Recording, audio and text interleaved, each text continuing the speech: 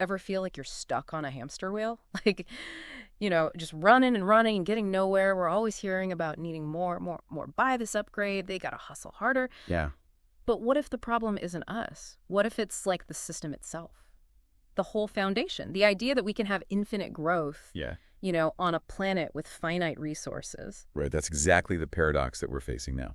So how did we even get here? Like, it just seems obvious that you can't have endless growth with limited resources. Well, the idea of infinite growth, it's kind of baked into how we think about capitalism now. Mm-hmm. I mean, it comes from a time when expanding production and consumption really did improve things, made lives better, helped societies, Right. But we've kind of hit a wall. Yeah. Real wall. Okay, so we're like a car speeding down a highway, and for a long time, hitting the gas was great. We built roads and bridges and created jobs, and everyone's living standards got better. Mm-hmm. But now we're running out of road. Yeah. And we're still flooring it. And nobody wants to be the one to hit the brakes. Right. But what's it going to cost us if we stay on this road? What? Like, how is this obsession with infinite growth affecting us day to day? Just look around. This pressure to always produce more and consume more, it creates a system where companies, they put profits before people and the planet a lot of times. Yeah. Think about it. Have you ever, been frustrated with something you bought that just fell apart right away? Oh, yeah. All the time. Or a service that felt rushed and impersonal? Mm-hmm. That's infinite growth's shadow side. So it's not just the planet. It's like our quality of life. Exactly. Our well-being is being impacted too. But it's hard to see the big picture when you're just trying to, keep your head above water. I hear you. We're so busy with the day-to-day that we don't always connect the dots. Yeah. All this material you've been sharing really highlights that this domino effect, right, how infinite growth creates this cascade of consequences, and they're all connected. Okay, so let's start with something we all need. Food. How does infinite growth mess with something as basic as food? Remember that speeding car? Well, now imagine it's driving through fertile farmland and just tearing everything up, leaving a path of destruction. We are using up essential resources like topsoil, and we're doing it so fast, some experts are saying we might only have about 60 harvests left. Wait, 60? If we keep going the way we are. That's like not even a lifetime. Yeah. That's way scarier than running out of oil. It is. We can't survive without healthy soil. No. And this ties right into the next domino, climate change. Yeah. The more we consume, the more carbon we pump into the atmosphere. Right. And that fuels all those extreme weather events that are messing with food production even more.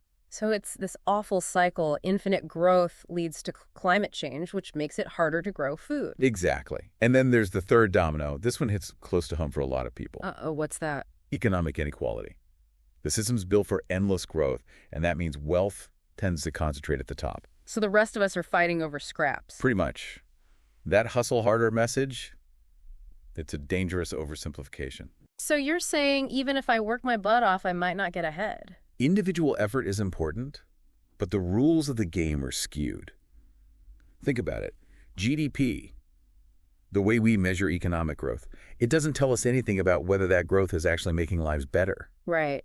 It just measures how much stuff we're producing and selling, whether it's good for people or the planet or not. Okay, so we're looking at resource depletion, climate catastrophe, and widening inequality. And it's all tied to this idea of infinite growth. Mm-hmm. It sounds pretty bleak. Is there any way out of this? I think there are, but we need to fundamentally shift how we think. Okay. We have to challenge this deeply ingrained idea that more is always better. Right. And before we get into potential solutions, we need to talk about a really common misconception, this idea that technology will save us. So we can't just invent our way out of this mess. It's easy to think that, right? But technology, it's a tool. Yeah. It can be used for good or bad. Okay. Think about it, renewable energy is amazing. Right. It can help us get off fossil fuels. Definitely a good thing. But if we just use that clean energy to make and buy even more stuff, we haven't solved the real problem. So it's like we traded our gas guzzler for a Tesla, but we're still speeding towards a cliff. Exactly. We need a whole new destination, a different map entirely. Okay, so you mentioned some alternatives, ways to live and organize society that don't rely on infinite growth. Right. Like the idea of well-being economies really caught my attention. But how do those actually work? How do you shift an entire system away from just chasing GDP? Well, GDP, gross domestic product, it basically measures all the goods and services a country produces. Right, and that's been how we've measured success for forever. For decades, yeah. but it's a really limited view. Because it doesn't include things like environmental health or social well-being or even happiness. Exactly. Well-being economies, they try to measure what really matters to people. Okay. Things like health education, social connections, and the quality of the environment. So instead of focusing on how much stuff we make, we measure how well we're living? Exactly. And some countries are already trying this out. The Nordic countries, Denmark, Sweden, Finland. Right. They always score high in those global happiness rankings. Okay, but those are small countries and pretty homogenous. Could that kind of model work somewhere bigger and more diverse? That's the big question. But it's not just the Nordics. Right. You found some great examples of indigenous cultures that have been living sustainably for centuries. Yeah. Their traditional knowledge is super valuable for figuring out how we can live in balance with nature. Like, I was really struck by the Haudenosaunee Confederacy's 7 generations principle, making decisions based on how they'll impact the next 7 generations. It's an amazing example of thinking long-term, something we really need right now. Mm. But using these ideas, it's not about romanticizing the past or just copying what indigenous people do. Right. It's about learning from them and applying those principles to our lives today. But that's a big leap, right? Like, these alternative models seem so different from what we're used to. It is a big change. Where do we even start? It takes a multi-pronged approach. Okay. We need systemic change. So rethinking how we measure the economy, investing in green infrastructure, passing laws that prioritize well-being and sustainability. So governments and institutions need to step up. But what about us? Like, can we really make a difference with all these huge systemic problems? Absolutely. We're the ones driving demand in this system. Right. Every choice we make, every dollar we spend is like a vote for the kind of world we want. So it's about conscious consumption, right? Yeah. Choosing to support businesses that align with our values, buying sustainable products, and just consuming less overall. Exactly. And it's not just what we buy. Yeah. It's how we live, how we get around, how we use energy. Okay. It's being active in our communities, advocating for change, and getting other people on board. Okay, that makes sense. But sometimes it feels like I'm just one person. I hear that. How do we not get overwhelmed by how big this problem is? How do we stay hopeful when it feels so impossible? That's a great question, and it's something we all struggle with.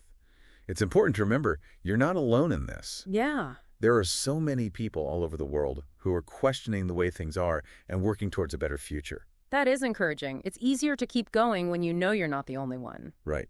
And we need to celebrate those small wins. Oh, yeah. Acknowledge the progress that we are making. Mm. Every time you choose to ride your bike instead of drive, every time you buy from a local farmer, every time you speak up about these issues, you're contributing to that momentum. It's not about being perfect. It's about making progress. Thanks. Taking those little actions every day that add up over time. And it's about finding joy in the process. Okay. Building community, connecting with nature, simplifying our lives.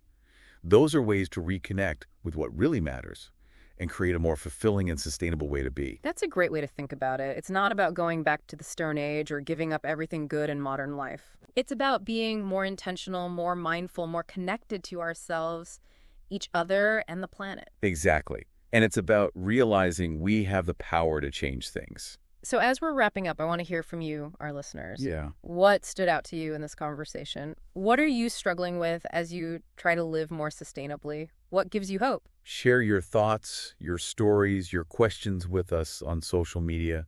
Use the hashtag #DeepDiveGrowth. We're all in this together, and your voice matters. So we're back, and, we've been really digging into this idea of infinite growth. Yeah, this idea that's been driving our economies and shaping the world for a long time. And we've seen how that constant chase for more is kind of pushing us and the planet to a breaking point. Yeah, leading to, resource depletion and climate change and inequality. But we also talked about some hopeful alternatives. Right. Different ways of living and organizing ourselves that prioritize things like balance and sustainability and well-being. So now that we've gone on this deep dive, the question is, what do we do with all this? Yeah, how do we go from just understanding the problem to actually doing something about it? And maybe even more importantly, how do we stay motivated and hopeful when the challenges are so big? Right. It's easy to feel overwhelmed, like our individual actions won't really matter. But I keep thinking back to that idea of collective action. Absolutely. Yeah. We're not in this alone. Right. There are so many people all over the world who are like, wait a minute, this infinite growth thing isn't working. And they're pushing for something different. Yeah, and we talked about some pretty inspiring examples like the Nordic countries and indigenous communities. Right. They're showing us that change is possible. Yeah, it was really encouraging to see that there are different ways to live in the world. But we also have to be realistic about the challenges, Oh, right? definitely. Like there are some powerful forces out there that benefit from the status quo, and they're not going to give up easily. Yeah, we need big systemic change. Things like policies, investments, and totally rethinking how we measure economic success. But that kind of change doesn't happen without pressure from us. Exactly. We need people demanding something better. So it's got to be a two-way street, right? We need the people in charge to step up and make those big changes. Yeah. And we all need to make conscious choices in our everyday lives. Right. And that individual action, it can look like a lot of different things. Yeah. Like choosing to walk or bike instead of driving, Right. supporting your local businesses, Yeah. cutting back on meat and all those single-use plastics. It's about using your voice, speaking up in your community, and advocating for changes. And inspiring the people around you to get on board. I know those things can seem small, Yeah. but I think that's where the real power is. When millions of people make those little shifts, it creates a ripple effect that can really transform things. It's not about sacrifice or deprivation. Right. It's about rediscovering what actually matters to us. Yeah, and finding joy in a simpler way of living. Exactly. It's about shifting our focus from just accumulating more stuff to focusing on experiences and relationships and connection with nature. I love that. It's not about going back to the Stone Age. Right. It's about being more intentional with our lives. More mindful and connected to ourselves and each other and the planet. So as we wrap up this deep dive, we hope you've learned something new and that you'll think about some small steps you can take to live more in line with your values. Remember, every choice you make has an impact. Every action, no matter how small, creates ripples. And together. We can build a future that's not just sustainable, but also more just and equitable. And fulfilling for everyone. Thanks for joining us on this deep dive into the myth of infinite growth. Keep questioning. Keep exploring. And keep diving deeper.